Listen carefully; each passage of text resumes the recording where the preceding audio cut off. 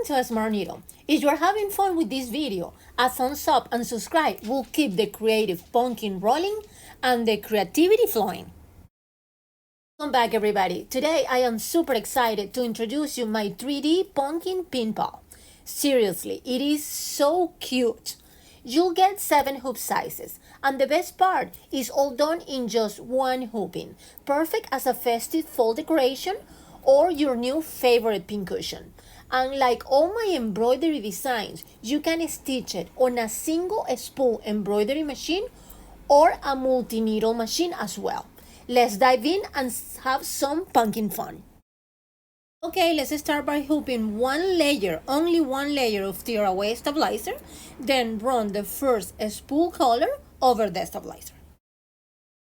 We are going to cover the whole guideline with that one layer of cotton batting as the video shows. Next spool color will do the tack down stitch to attach the cotton batting to the project. After the tack down stitch is done, we're going to trim all around it. Here I'm going to try to show you that the pumpkins can be made in 2 different ways, like this yellow one using a single fabric, or as patchwork, where each section of the pumpkin have a different fabric color. It's completely up to you how you want your pumpkins to look. I walk you through the patchwork technique. It's super fun and you can even use it for other projects you might have in mind. Just remember, the patchwork is optional. You can always keep it simple with one single piece of fabric. In your download, you will find a folder named Paper Templates. Print both templates. One is for creating a fabric template to cut your fabric pieces, and the other is for sewing directly over the paper following the round pattern. As you can see on the cutting template, it includes different hoop sizes. The bigger the hoop, the taller the template will be. For smaller hoop sizes, you can continue using the 8x8 template. Let's start by cutting out the 8x8 paper template, then glue it onto a piece of cardstock. This extra step makes the template sturdier, so it's much easier to handle and trace onto your fabrics without bending or tearing. I always keep a stash of cardstock in my sewing space. It's one of those little things that come in handy for so many projects. In fact, I use it all the time for creating my patterns. If you like to use the same cardstock I'm using here, you will find the link in the video description. Now let's try the shape onto your 8 pieces of different fabric patterns. To make the process faster and more accurate, I like to work with 2 or more layers of fabric at a time. So I place them together, trace the template onto the top layer, and then keep them stacked nice and flat while cutting. This way I can cut 2 or more pieces at once and all the shape comes exactly the same size. As you can see in the video, this little trick really speeds things up and helps keep everything perfectly even, which is especially important when you are working on a patchwork design like this, where all the pieces need to match up nicely. Now take all 8 of your fabric pieces and arrange them in the order you like best, paying attention to how the colors and patterns flow together by alternating contrasting colors. Now we are going to start sewing the pieces onto the paper template. Begin with your first piece, placing it where the template shows the number 1, and align the left edge of the fabric with the left line of the template. From here, we'll work our way clockwise around the pumpkin. For the second fabric piece, place it directly over the first one, with the wrong side of the fabric facing you. Make sure the right corner of this second fabric lines up with the shorter line on the paper template. Using your fabric marker, trace the sewing line. Once it's in place, and mark sew along the straight line as shown in the video. Here I am sewing directly along the trace line using my sewing machine, nice and steady, just as we mark it. But if you prefer, you can do it by hand instead. The results will be just as beautiful. Open the second fabric piece clockwise, then place the next pattern fabric on top with the wrong side facing you. Align the left corner of this fabric with the shorter line on the paper template. Using your fabric marker, trace the sewing line again and then stitch along that straight line. The third fabric piece clockwise, then place the next pattern fabric on top with the wrong side facing you. Align the left corner of this fabric with the shorter line again on the paper template. Using your fabric marker, trace the sewing line and then stitch along that straight line. Here I am sewing directly along the trace line using my sewing machine. Nice and steady, just as we marked it. But if you prefer, you can stitch it by hand instead. The result will be as beautiful. Now open the fourth fabric clockwise and continue repeating the same steps until all your fabric pieces are sewn into place.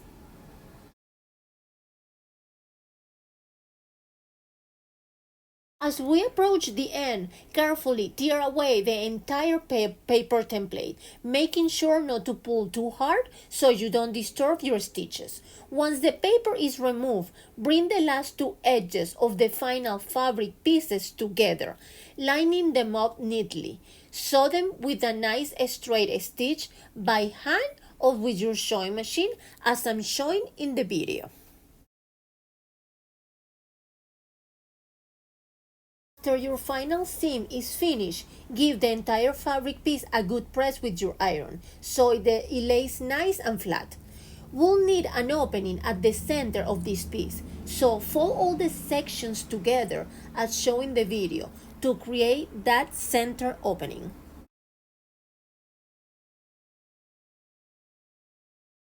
Now we are going to cover the entire cotton batting with the round patchwork fabric we just did.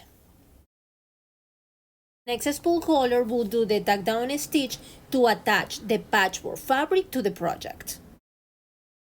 Running your embroidery machine for the next applique guideline. This will be for the center top pumpkin leaf applique. Now we're going to add heat and bond to the back of the leaf fabric applique to give it a crisp finish and keep the edges from frying. Remove the paper backing from your applique fabric, then place it over the leaf guideline, making sure it covers the entire area. Keep running your machine for the next spool color. It will do the tack down stitch to attach the leaf applique fabric to the project. After the tack down line is done, we're going to trim all around it. Here I want to show you how I trim the applique fabric. It's actually very easy because the heat and bond on the back makes the scissor glide through quickly and the cut with a great accuracy. Keep running your machine for the next two spool colors. It will do beautiful embroidery details over the leaf applique fabric. Next spool color will do the blanket applique stitch all around the edge of the green fabric. The step is adding the bottom pumpkin fabric. Place a layer of pattern fabric of your choice with the wrong side facing you and make sure it covers the entire project. Running your machine for the last spool color. It will stitch a circle to attach all fabrics together, leaving an opening so you can turn the whole project inside out later. Once your stitching is complete, unhook your project and carefully cut all the way around the circle, leaving about 1/4 inch seam allowance. When you reach the section with the opening, leave the fabric slightly longer there. This extra bit will make it easier to tuck in the edges neatly when it's time to close it later. Before turning the project right side out, Take a few minutes and remove all the stabilizer, as I'm showing in the video. Make sure to pull it gently so you don't disturb your stitches, and use small scissors or tweezers to get into any tight spot. This step is important because removing all the stabilizer will help your pumpkin keep its shape and feel soft when it's stuffed. Take a little care here will give you pumpkin a smooth, neat, and professional finish. Now it's time to turn your project right side out. Gently push out the edges so the shape is nice and smooth. Then give the entire piece a good press with your iron.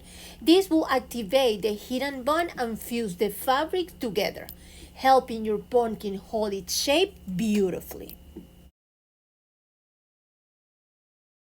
Now it's time to fill up your pumpkin with stuffing.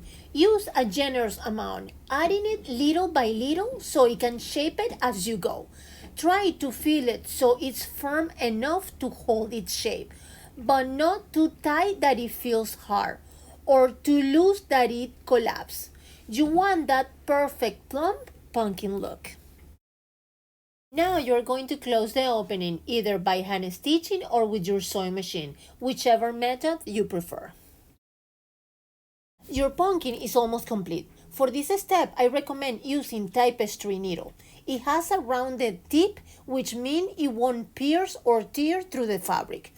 If you like, you can find the link to the tapestry needle I use in the video description below. Thread it with a cotton hand embroidery thread, which is nice and thick, making it strong and less likely to break while you work. You also need a button measuring about 3/4 to 1 inch diameter for the bottom of the pumpkin. This will help pull everything together and give it that perfect finished look.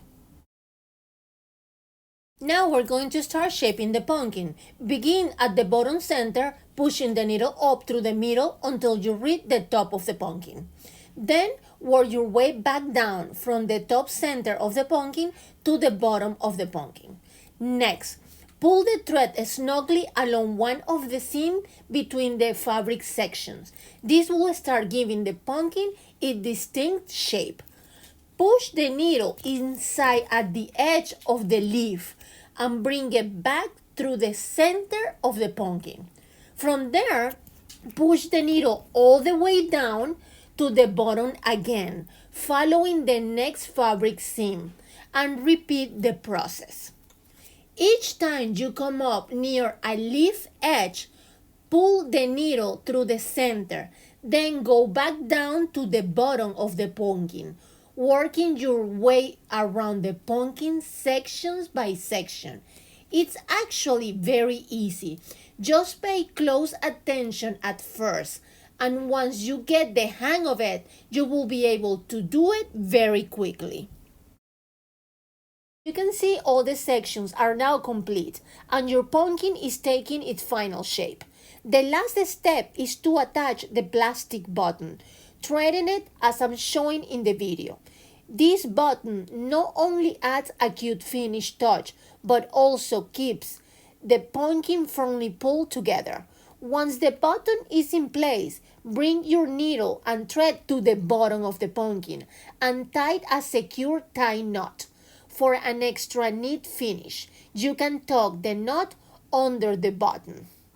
This little detail will make your pumpkin look beautiful, polished from every angle. Now it's time to add those little details I love to include in every project. The ribbon leaves and the teeny wooden stamp on top of the pumpkin. You can find the ribbon leaves I'm using linked in the video description below. Before attaching them, I like to give the ribbon leaves a quick press with my iron.